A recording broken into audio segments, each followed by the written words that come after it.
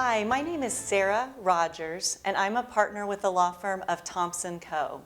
I'd like to welcome everybody to an episode of the Dallas Bar Association's Living Legends program.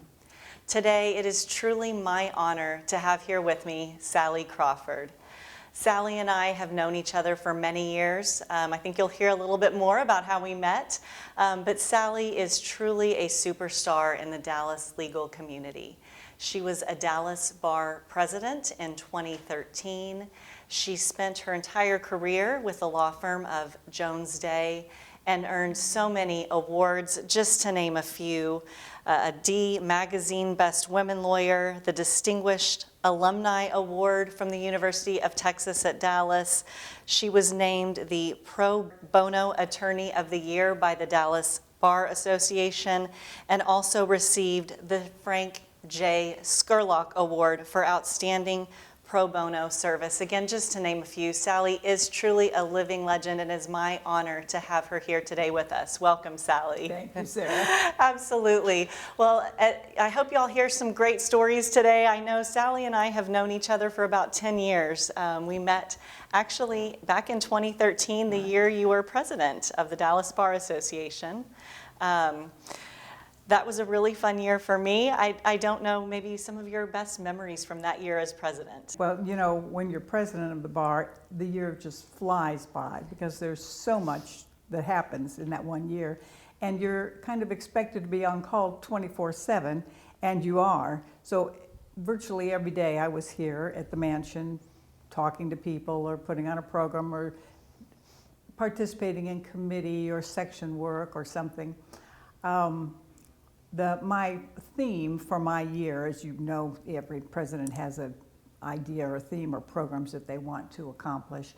And mine was just to celebrate all of the wonderful work that the Dallas Bar does, and also to kind of reinvigorate and rededicate ourselves to the community and the service that the bar provides to the community, especially pro bono service.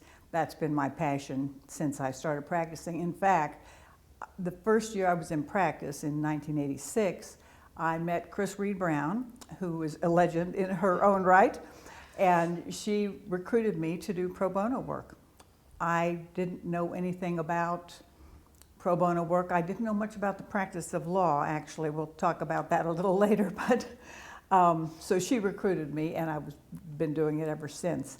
And really, it's my passion, and I wanted to try to inspire others through the presidency of the bar to get involved in not just pro bono legal work, but other community service opportunities. So it was a fun year. I love that, Sally, and I know, like I said, that's how we got to know each other, is you were truly inspiring and have always been such a champion of pro bono service, and it's been my honor to get to know you and frankly become your friend over so many years, so I'm glad you can be here with us today. I would like to go back a little to your upbringing. You mentioned I know many of us may not have lawyers in our family or don't know much about the practice of law going into it. What made you decide to go to law school? Well, it certainly wasn't my upbringing, that's for sure. I was raised in Whitehall, Ohio, which is a suburb of Columbus. I have 3 siblings, and we were raised by a single mom. She had a high school education. Our dad had a grade school education, actually, and so I didn't ever know any lawyers until much, much later in my life. Our mother was the inspiration for all of us, and I think all of my siblings, and I would say she is and was the reason for any success that we have had in life. She was smartest person I ever knew, and very, very compassionate. We were a modest means, which means dirt poor, you know. Of course, we didn't know it. We were kids. We didn't know we were poor until much later. That's right. You don't recognize it until you see how other people live. That's right. Yeah. Anyway, so Mom was always very compassionate, and even though we didn't have much, she always helped others when she could. And so we were raised to have that as a model to live by. And I think all of us, my siblings and I, have done that throughout our lives. Out of your siblings, were you the only one who decided to go to law school? Oh, yes. My older sister and my brother didn't go to college. My youngest sister is a physical therapist, and she lives here in town now in Dallas. So she was the first one to graduate from college. Actually, I'm trying to think back. It's been a long time. I think she actually graduated from undergrad before I did. Okay. It took me 17 years to get through undergrad. I started out at Ohio State as a music major. I played in the band in high school, oboe and flute, and I got scholarships for music, the School of Music at Ohio State, so I started school there.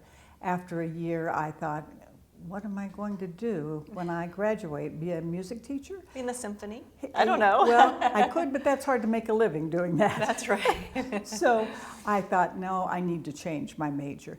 But it was a wonderful introduction to music, which I have enjoyed all of my life, and I still subscribe to the Richardson Symphony here and the Oklahoma City Philharmonic. I live in Oklahoma City now, so I subscribe to that symphony as well, and take my 9-year-old grandson with me to all the concerts there. What a great education. Yeah, so he'll get some exposure.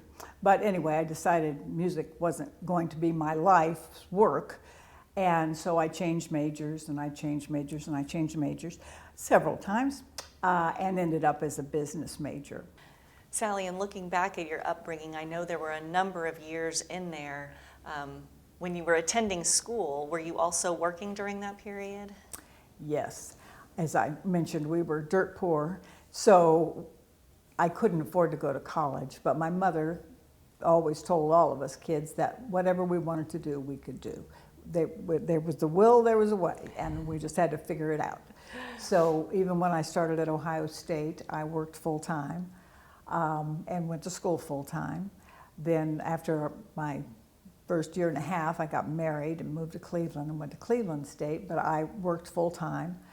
I worked for New York Life, and that was pretty regular hours, 9 to 5, so then I could go to school afterwards. Then when we moved to El Paso, I went to UTEP to see if I could, get in there, and they said sure. And they had night programs, so I worked for the local gas utility, and again, pretty regular hours, so I could go to school at night, and usually carried, 9 hours a semester. And then again, when moved to Dallas, I went to UTD and talked to them. Interestingly enough, I was wanting the same degree, which was a business degree that I had been pursuing at UTEP. Of course, UTD, same university system. But they told me I needed like 3 times as many hours to graduate. Oh my gosh, plus a full-time job. Yeah, plus a full-time job. And my job at Continental Mechanical started out to be pretty regular hours, but I became more and more involved. I was the safety officer for the company, and they would send me to jobs in other cities and, or Dallas or wherever it was, and I had a lot more responsibility. And I probably worked, somewhere between 60 and 80 hours a week. Oh my gosh. So when I was trying to finish up my undergrad degree, when I decided, okay, I want to go to law school, it was absolutely crazy, because I was trying to get through with my undergrad, and I was taking 9 hours. One semester I took 12 hours. That almost killed me. And then my husband and I had decided that we wanted to start a family, so it was either before law school or wait till after law school, and I was no spring chicken at this point. Sally, you're still a spring chicken. A crazy spring chicken. I was 34 years old, so as luck would have it, I got pregnant. And so I was still working. I was still going to school at night. I would be typing my papers in the office on weekends, and I used to think, I wonder if all that typing is bothering this child. Anyway, so finally, I graduated from UTD. I was 7 months pregnant. My daughter was born in August, so I graduated, I had my daughter, quit my job, and then 10 days later started law school. Before, and I've told this story to folks around here before I had my daughter, I went to the law school and said, you know, I'm supposed to start school in August, but my baby isn't due till the 17th, and school was starting like the 15th. I can't remember the exact dates, but what am I going to do? And the gal said, well, you just have to wait another year. And I said, no, that's not an option. No. It's now or never. Yeah. And she said, well, I said, well, could my husband come and take notes? No, they don't let anybody else in the classroom.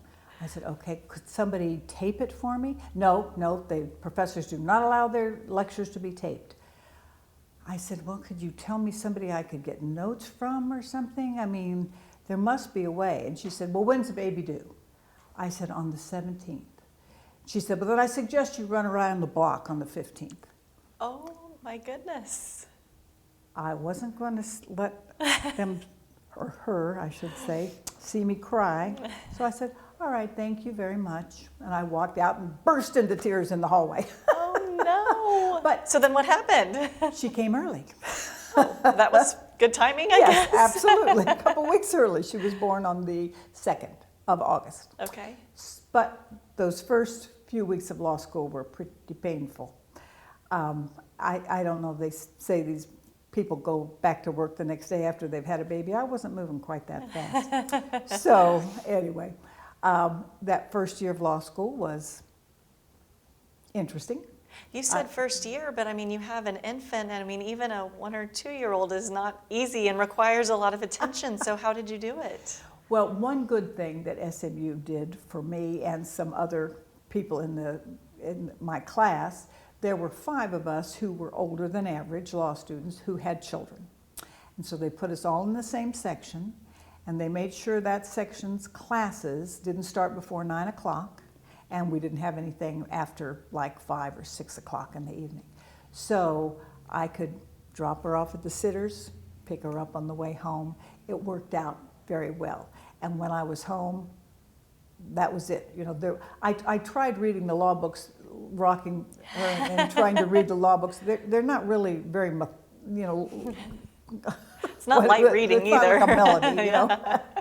So that didn't work. So I just treated school like work. If I had any free time, I was just in the library doing all of my reading. I wasn't going out and having coffee. And at the end of the first year, somebody in the group had a party, and I went and I saw these people that I've never seen before. I really didn't know who they were. And they talked about, well, remember when we went and did this and did that? And I'm thinking, where am I? You know, who are these people? Because to me it was a job. That's right. But I got through it. Something that most people don't know about me is I've been married twice. And my first husband, who was a music major at Ohio State, surprise, I was only 19 when we married. We moved to Cleveland, where he was from, and I went to Cleveland State, and then we moved to El Paso, Texas, and I went to the University of Texas at El Paso, and then we parted ways. He went back to Ohio, and I stayed in El Paso, and a couple years later remarried, and then moved to Dallas. I went to University of Texas at Dallas, so I had just, you know, hopping across the country, going to school, but never getting a degree. I had a great job in Dallas. I worked for a company called Continental Mechanical, and I started there as a Kelly girl, as a receptionist when I first moved to Dallas, and then within 5 years I was a VP of administration. So I worked a lot with the lawyers, and they are the ones who convinced me to go to law school. I had not on my radar. And I didn't expect to go into private practice. I was going to stay with the company, be in-house counsel. I worked with them on a daily basis, and they really were insistent. And I said, oh, well, I don't have an undergrad degree. I guess I better get that before I can go to law school. So I went back to UTD and finished with a degree in general studies, and then went to SMU. You mentioned that I had been with Jones Day my whole career. Not entirely, my whole career. When I got out of law school, I wanted to go with a small firm. I didn't know anything. Well, I should back up. My company went out of business while I was in law school. So I didn't have a job.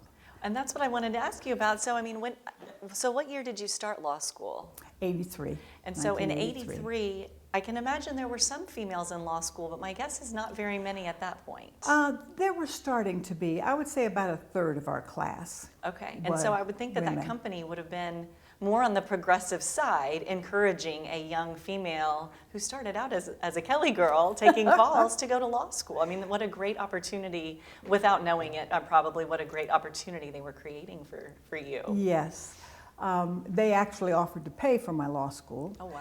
But I turned them down, and I was glad I did because as it turned out, they went into bankruptcy, and the owner of the company was always saying to me, I thought you were going to be my lawyer. I thought you were going to represent me. No.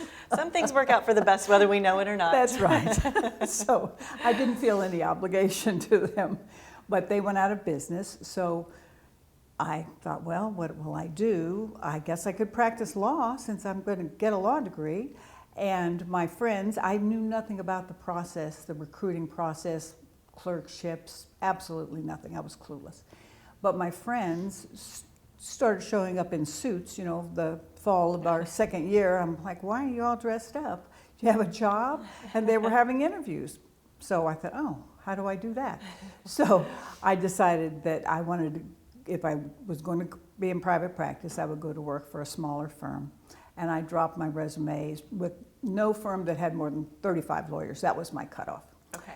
So I got 2 clerkship offers. Those 2 firms merged in the spring before my clerkship. So when I went there were 70 to 80 lawyers instead of the 35. But that was fine. They had several offices.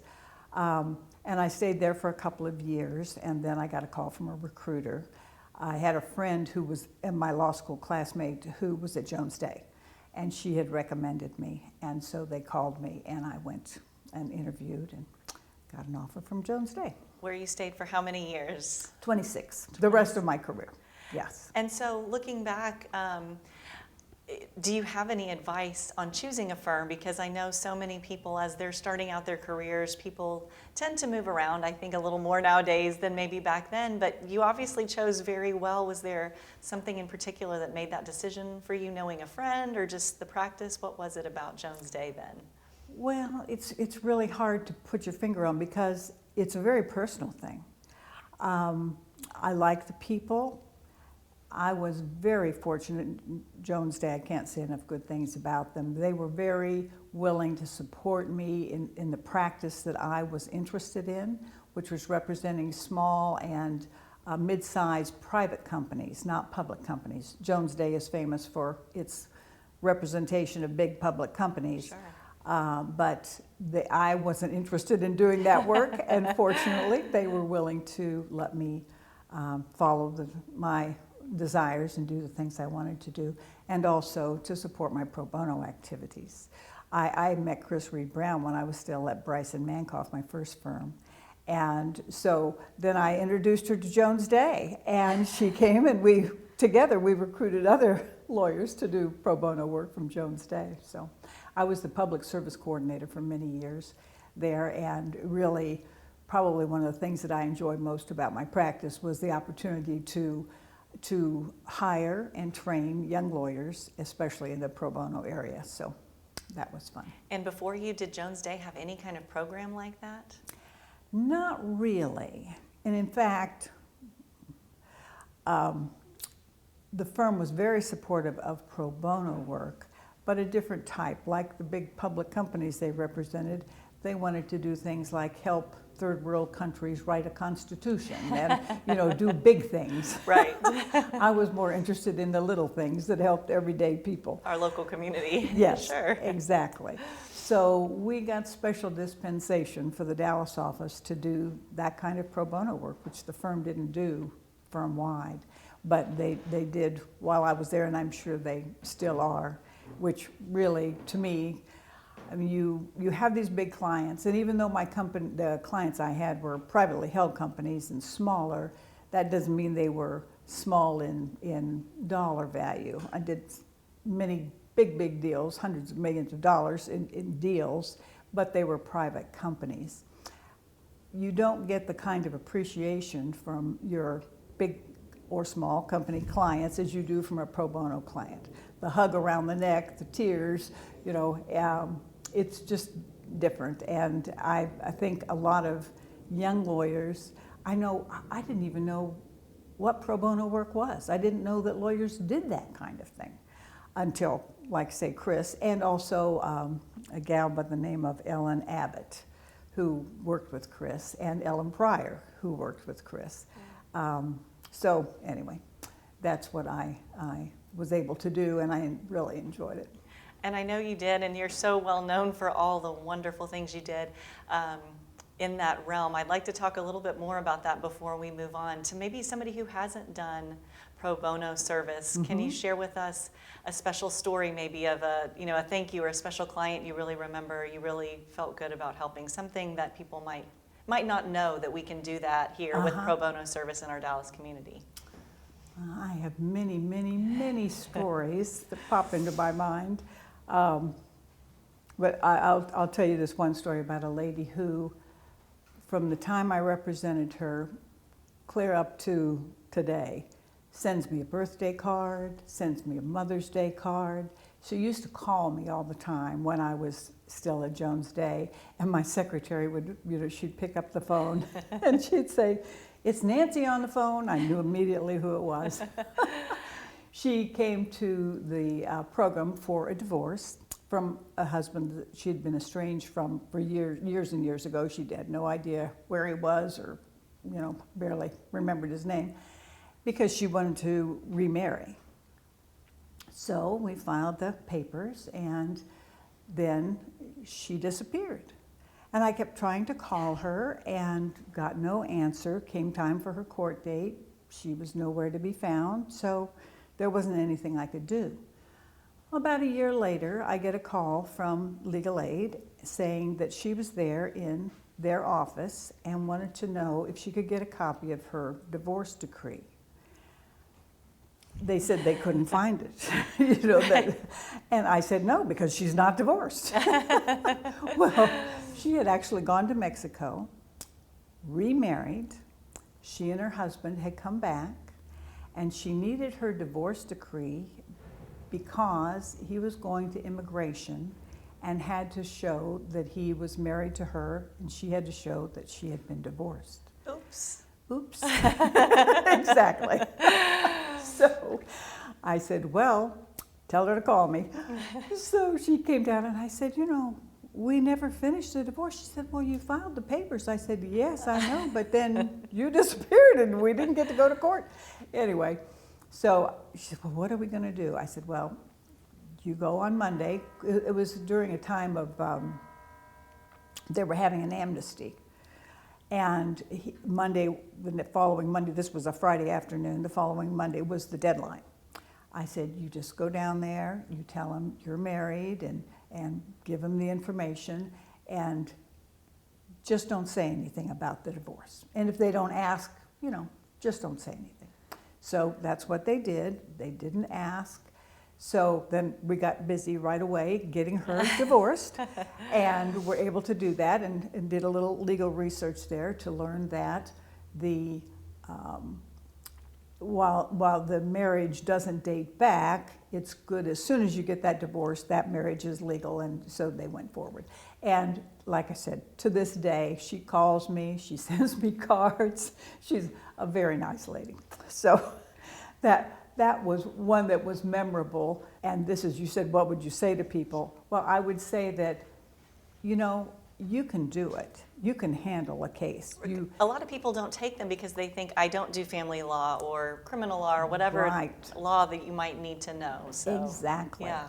And I've done mostly family, but also some probate and estate and adoptions and custody, and done many different things over the years. But my very first case was a divorce, and I was assured by the legal aid program that it would be uncontested.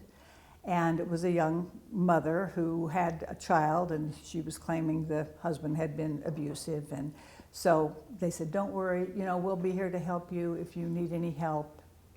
It'll be easy. Okay. They were wrong. The husband got a lawyer. He objected to everything, of course. And so in those days, as they do today, legal aid will help you, and DVAP also, provide you with a mentor who can help you. So David Carlock, who is also kind of a legend in the family law community, was assigned to me. He called me up and he said, could I do anything? And I said, well, I'm supposed to have this hearing with a special master. What is that? I clueless. So I mean, I was barely out of law school. Sure. And so he told me, you know, what to do and all. So I went down. Well, what he told me to do was go to the special master's office first and tell him that I was doing this pro bono. It was my very, very first case. I was just out of law school, which I did. So we get into the hearing.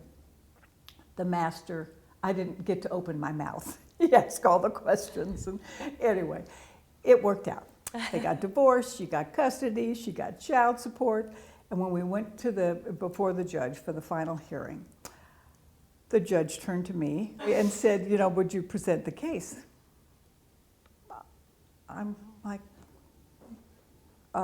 what case? the lawyer for the husband looked at me and he said, would you like me to present the case? I said, please. So he said, Your Honor, this is so-and-so, and she represents this, and I'm so-and-so, and we're here for divorce, child support, custody. And that was it. David should have told you that. Somebody didn't warn you about the hearing. Yeah, nobody told me. Anyway, I'd never been in a courtroom before. I should have gone down and watched some hearings and stuff, although I don't know if I would have seen what I needed to see. Sure. But, so that was my first case. So I used to tell the young associates at Jones Day about that, and I said, so if I can do it, I am not a litigator. I had to ask directions to the courthouse. You know, so if I can do it, you can do it. Well, and good to know, even after having that experience, it still had renewed your passion to continue to do it and encourage others to do it. So it didn't distract you from your goal of wanting to do that. Right. Although I didn't take a case involving child custody for a long time after that. You could give that to the associates, maybe. That's right. I'll tell you what to do. That's right. That's right. Well, your passion for pro bono services is unparalleled. I know that's something so close to your heart, and absolutely. I'm glad that you've continued to do it. And I think Jones Day, I don't know if you keep up, but they used to do the Lend a Lawyer program where they actually loan a lawyer, I think. Right. Pro bono for the year. That started. Oh, you yes, did? Oh, absolutely. wow. And that's still going. Yeah.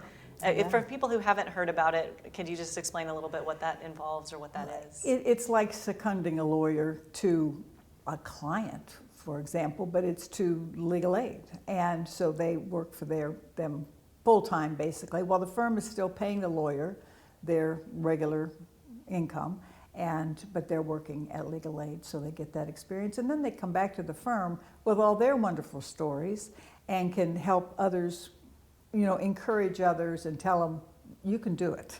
That's right. You can do it. And for young lawyers, they probably get really valuable experience and courtroom experience. Yes. So. I tell you, I had more courtroom experience than a lot of our litigation associates, because in a big law firm, you know, you don't get to go to court till you're, you know, in your 5th year of practice or whatever. That's right.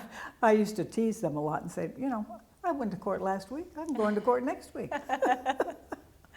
Well, I love that story, and I think it's something so special when we receive those thank yous. And while we all love our corporate clients, I know we don't get phone calls or Christmas cards for most of them, and Right. you do. It's so personal and so special when a client like that sends you a Christmas card or cookies or, you know, something to show their appreciation, which Absolutely. is so meaningful. Yes, so. for sure. Well, going back to the law firm, as you said, you did spend the majority of your career there, and you do have some incredible accomplishments professionally within the firm, doing million-dollar deals and things like that. So how did that really take off? You mentioned when you came to Jones Day, they didn't have the same type of clients, that it was really your passion or your desire to help. So how did you develop that as your practice within the firm? The gentleman who was my primary mentor at Jones Day, by the name of Bob Estep, Bob has passed. He was taken by COVID right away, right after it struck. anyway, he also enjoyed representing smaller companies and privately held businesses. And so I worked with him, and so he was able to mentor me and get the firm's support on programs and clients that we wanted to represent. And like I said, there were a couple of years where my little privately held company clients were the biggest fee-producing clients in the office. So it's not that they were small in dollar amount or transactions, but they were privately held. So it was interesting, very interesting. And so did Bob take you under his wing and kind of help you, or is that something you did together as you all were coming up through the firm? We did it together, yeah. Jones Day is a very, very special process. No associate does anything on their own. They have to be, reviewed and work with a partner. The partners are responsible for the billing and the relationship with the client. So I worked with a lot of Bob's clients, and then later on, of course, developed my own clients. And most of my clients were referred to me by other people in the firm, because litigators or whatever other practice areas there were knew what I did and specialized in, and so they would refer sometimes it was a litigation client who had a corporate problem, so they would refer them to me. So that's really how I developed that practice, mostly from internal referrals. And working your way up, I know that's not an easy process in any firm, big or small, but especially in a very large firm, national firm like Jones Day, multinational firm like Jones Day. Did you face any challenges? I think you're amazing, so I think you should have just breezed right up to the top, but I can only imagine that's not how it really works for most people. So talk to me a little bit about how you went through that process and overcame any of the challenges you encountered as you're trying to grow your business and work your way up within the firm. Well, one advantage that I had was the fact that I was almost 40 years old when I went to work at Jones Day. Oh, wow. Because that's not a typical first-year associate. That's right. That's exactly right. I wasn't your typical baby lawyer. I hated that term. I still do. I do too.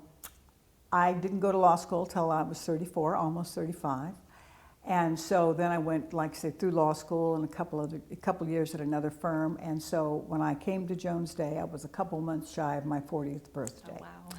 So that gave me a little gravitas with the partners. I was older than half of them, for starters. I was older than the guy who was the head of our practice group. Oh, wow. So Bob was older than me. But that's a unique position that most people don't find themselves in coming out of law school. That's right. Sure. And the clients, because they knew of my business background and experience, they treated me oftentimes like a business counselor. They would ask me questions, ask me to go meet with their accounting people and explain, so I could explain to them, the balance sheets or whatever. And so I did have a big advantage there, and I never felt like I was discriminated against in any way because they accepted me. The partners really, like I said, I was older than half of them, so so that wasn't a problem. And I had, working with Bob and other partners who mentored me as well, I didn't have a lot of the problems that typical first-year associates might feel like they faced. Doesn't mean that I didn't feel intimidated because I didn't know a lot. You have that, what is it called, imposter syndrome. You pretend like you know what you're doing. Absolutely. Fake it till you make it. That's what I say. That's right. I faked it for a long time because I felt insecure. I didn't know the answer. And I was used to, in my business life, knowing the answers. So it probably took me 10 years before I could say to a client, I really don't know the answer, but I'll get back to you. Sure. And so was there a point, whether it was after 5 or 10 or more years, where you thought, okay, I got this? Maybe when you were able to say, I don't know the answer, was there a certain deal that it was daunting and then it went through and you thought, I got this, I have the answer? We all still question ourselves, Yes, so maybe I know. yes. But there was a point in time where I felt confident enough to speak up and say, I do know the answer, and this is what we're going to do. If I could share a little story. Absolutely. I worked on a transaction, again, a privately held company, and it was with a partner out of one of our California offices. And I did the due diligence on the company, and as a consequence, the deal changed completely from a stock purchase to an asset deal, because I discovered they had a Superfund site that they didn't even realize they had. Oh, wow. So anyway, so that got changed, and it was a company that owned a lot of real estate. So when it came time for the closing lasted 7 days. Oh my goodness. 4 days in Houston, transferring all the property, because there were lots of issues with the property. The company didn't have really great records. And then we went to LA to close the financial side of the deal. And we were there for 3 days. I was the only one who stayed up and worked straight through for 3 days, didn't take a nap. And so the third day, about 10 o'clock in the morning, this was 𝐏𝐿𝐵𝐼, was the firm on the other side. The senior partner came in, he said, well, you know, everybody's tired, why don't we all just get a good night's sleep, and we'll come back tomorrow and we'll close the deal. The next day was my daughter's 7th birthday. And I had promised myself and her that I would be home for her birthday. So I jumped up out of my chair and I said, excuse me, we have all the papers that are necessary to close this deal on this table, and everybody who needs to sign is around the table. We can do it right now. The partner I was working with was shocked at my outburst, and he looked at me and said, is that true? I said, absolutely. There's no reason why we can't close this deal right now. And the 𝐏𝐿𝐵𝐼 partner looked at his associate, who was a bump on a log there, and she goes, yeah, that's right. And so we closed the deal. And you made it back? And I made it home. I told the partner, drove me to the airport. He said, are you going to be okay? I said, the only thing I'm worried about is I will fall asleep at the gate and miss my plane. But I didn't. So that was about the time I think I was coming into my own and thought, by golly, I'm capable and in charge.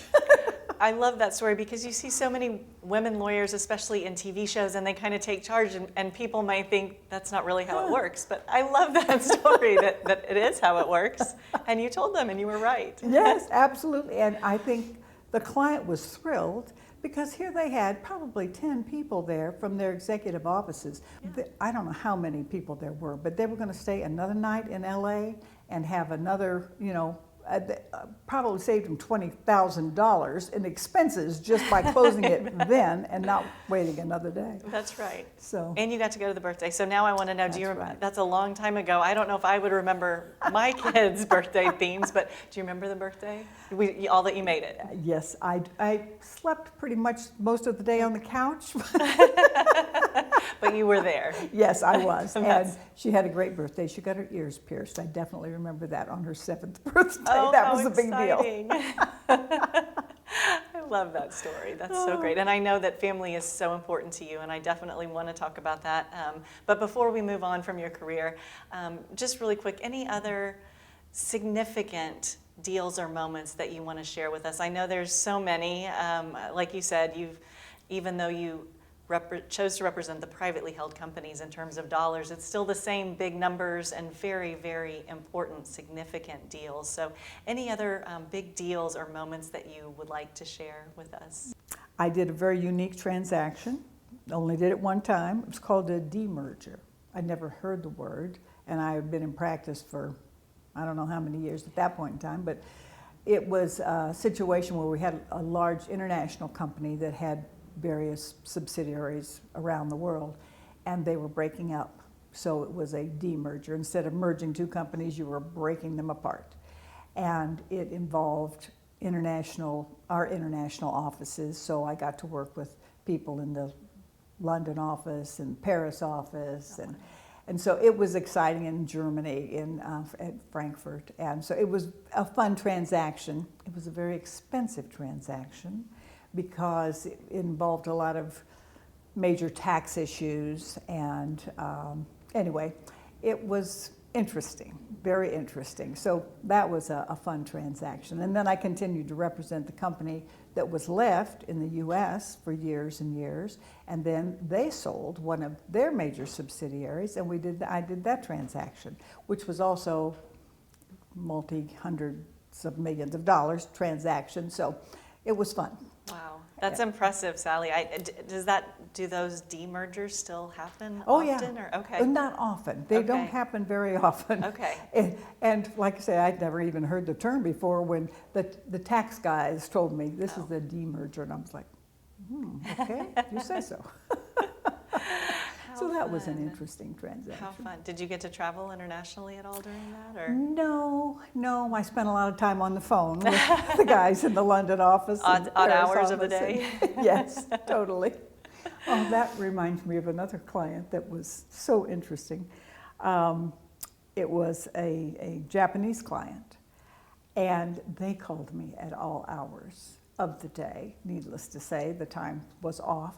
They would call me at home. My daughter would answer the phone and she'd say, "Mom, it's Mr. Sasaki." No idea what he was saying, but it's Mr. Sasaki. And they would come over to Dallas just to meet with me. I mean, they would sometimes bring 3, 4, 5, 6 people. And they would come to the office and we would meet for a day, and then they would go off. And at one time they said, "Well, maybe you should come over here." And I was thinking, oh, that's a good idea. Yeah. And then Mr. Sasaki said, "Maybe we could meet in Hawaii. That's kind of halfway for both of us." I said, "Oh, that's a good idea too." But it never happened. Oh, So it was a very interesting client. And Bob, who was by my side, one time we met in our Austin office, and we go into the meeting. And Bob was a little hard of hearing from the war. He really, seriously from the war, had a hearing loss. And so we are in this meeting with them all morning long. And they would occasionally break into Japanese. Of course, we were interesting, clueless. Sure. But anyway, so finally they said, would you excuse us? Would you mind stepping out so we can talk amongst ourselves? And Bob and I are like going, like we could understand you anyway, but okay. So we went in the next room, and Bob said, "I certainly hope you could understand what they were saying, because I didn't get one word of it." Because they were talking very softly, even when they were speaking in English. And then 3/4 of the time they were speaking in Japanese. I said, "I think I got it, Bob. I think I know what they want." It was pretty amusing. Oh my gosh. Well, telling the story about your daughter again, I know you have your daughter who you're very close to, as well as your grandchildren.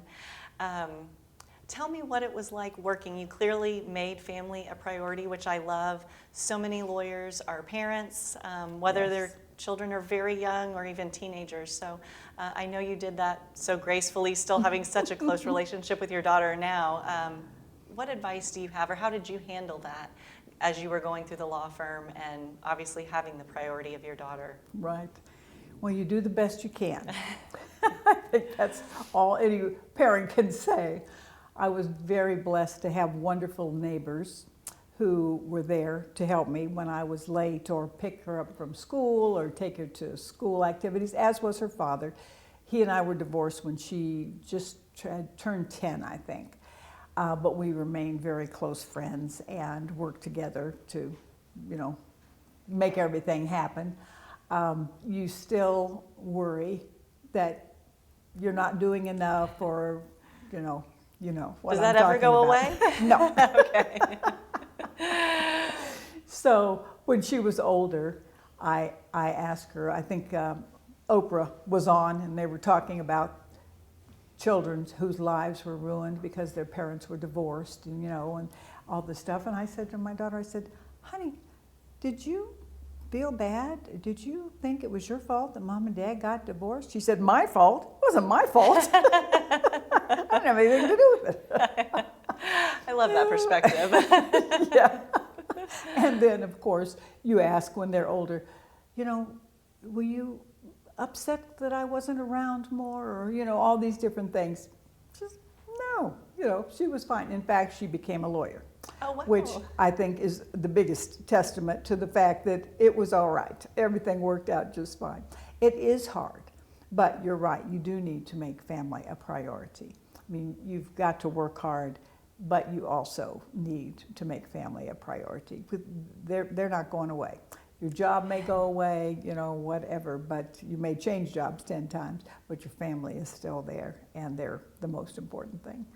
Absolutely. And so tell us a little bit about what you're up to these days. Well, I'm full-time nanny for my 3 grandchildren and have been since the day they were born. They're 9, 7, and 5. And so they are growing up fast, and it has been the blessing of my life to be able to be there and take care of them. I'm getting a second chance. I think back, now what did I do when Elizabeth, my daughter, was young, you know, and what's important that I should try to pass along to them and all of those things. So like I said, I'm getting a second chance at parenthood. So what's your specialty? Is it baking? Is it arts and crafts? What do you like to do with them? Well. Oh, no. It's not baking. Their mother is the baker. Okay. Video games. I wasn't going to ask video games. Oh, no, I'm terrible at video games. But my granddaughter loves arts and crafts.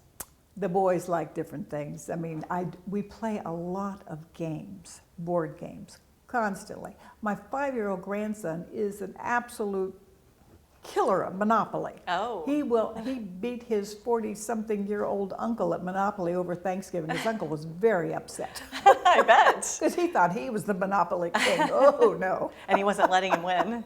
Oh, he wasn't not going to let him win. And William beat the pants off of him. I love that. I love that. We do play a lot of games. And what about music? Your passion for music. You mentioned still taking your grandkids.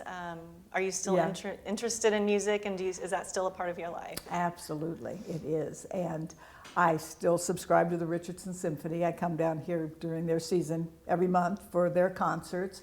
Also stay involved. I was on the board of the symphony for years and years, and I still support them and stay involved with their other activities. Since I moved to Oklahoma City, I subscribe to the Oklahoma City Philharmonic. They have a fabulous orchestra. And so I go to those concerts and take my grandson. You have to be 6. They have an age requirement. So I've been taking him since he was 6. Oh, how wonderful. My granddaughter, who's now 7, isn't really interested. But her brother always, I say, Jack, concert coming up this weekend. Oh, okay, you know, I'm ready. He's ready to go. Absolutely wants to go. Of course, we usually leave at intermission because he can't stay awake. They don't start till 8 o'clock. You know? That is late. Yes. That is late. And so what about your daughter in her practice? Has she followed in your footsteps? Does she do corporate law, or is she a litigator? She is actually the general counsel for the tax commission for the state of Oklahoma. Oh, wow. So more transactional. Sure. I did a lot of tax work and worked a lot with tax lawyers in my practice. I suppose is a state, not a state, but a state tax lawyer for Oklahoma. And she is over all of the staff and the lawyers in the Oklahoma Tax Commission, and has been very successful and very busy. Her husband is also a tax lawyer. Oh my goodness. So when she was starting out, he joined the biggest firm at that time in Oklahoma, and so they had a lot of dealings with the tax commission because he's a tax lawyer, and so they had to be, you know, what's the word? I can't think. Separate, but they can't. They couldn't talk to each other. Sure. They could never talk about work. Sure. And so when his firm would have cases in front of the commission, she couldn't participate. And so anyway, they are both doing very well. He's a partner or a shareholder at Crow Dunlevy, which is the firm he's with. And Oh, how interesting. So they've both been very successful and enjoy their practice. Oh, that's great. Before we wrap up, I do want to talk about one more thing, which is this amazing legacy you left from your year as Dallas Bar President. So how did you decide to get involved in the Bar Association beyond your pro bono involvement? What led you to take more of a leadership role within the organization as a whole? The firm that I went to work for right out of law school was, as I said, a smaller firm. And I didn't really know anything about the practice of law or the law firms or anything. So just kind of on my own, without anybody at the firm, I started coming to the bar. Oh, wow. And meeting people, other lawyers, and getting involved in committees and sections. There was one lawyer at Bryson Mankoff, the firm I was with, who was a securities lawyer. He'd been with the SEC for years. And he and another friend of his, and they drugged me along. We started the securities law section of the bar. Yeah. And so he was involved. He is also passed a number of years ago, but he was involved with the bar for the securities section, nothing else. But I started getting involved in other areas and really enjoyed it. So then when I went to Jones Day, they also didn't have a lot of people who were involved in the bar who were on committees or sections. And so I thought, well, gosh, this is great. I really enjoy meeting other lawyers and learning about other practices. You know, when you're starting out, maybe other people knew what was going on, but I didn't. So I think most of us didn't, but it was a great way to learn. Sure. And so I just kept on coming and getting more involved and more involved. And then I can't remember who it was who recommended that I run for the board, but I did and got elected. And then a couple of past presidents who, I'm trying to think of Christine Melton Crane, she cornered me one time and said, "You need to get involved in the leadership." And I was like, I don't know what that means, you know, but anyway. And then Ike 𝐏𝐿𝐼𝐿 cornered me one time at a party and said, "You need to run for the, you know, whatever the next position was, the chairman of the board." And so I said, okay, I'll talk to my firm about it and see what they think. And then, but they're willing to support me in it. And so I did. I got mixed reaction. One person said, "Why would you want to do that?" Another person said, "No, you should do that. You should really get involved." And so I did. And then, as you know, it takes many, many, many years. I think I have been,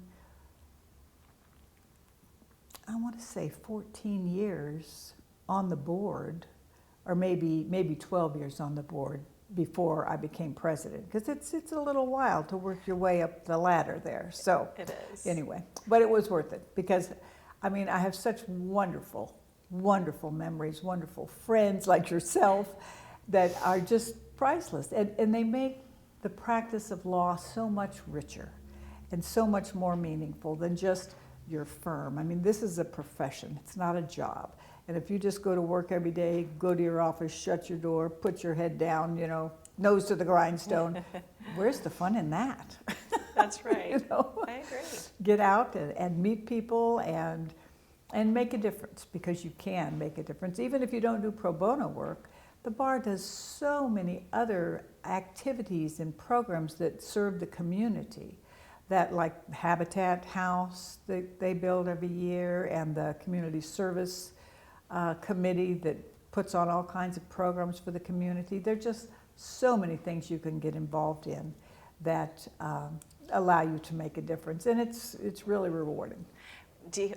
What are some of your biggest takeaways from either your bar service or your year as president, either one? Keep at it. Just continue to stay involved.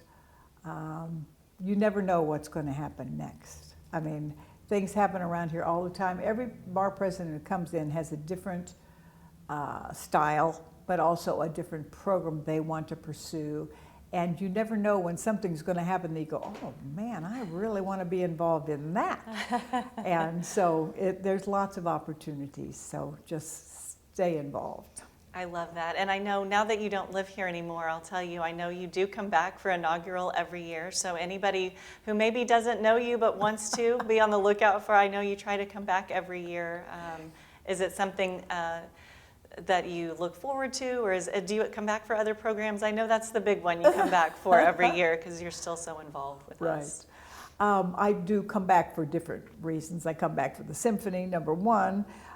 Come back to Dallas, but also I stay in touch with a lot of my friends, both my friends from Jones Day as well as other friends at the bar, law school friends get together, and bar activities. You know, I do come back to some special luncheons, past presidents events, things like that. And of course the inaugural. So, and I'll tell you, as a point of privilege, I personally look forward to when you come back because as we mentioned earlier, I had just become the Young Lawyer President in 2013 when you were the Dallas Bar President. And back then I was very intimidated and daunted by the Dallas Bar Association. Even being involved, I was a young lawyer.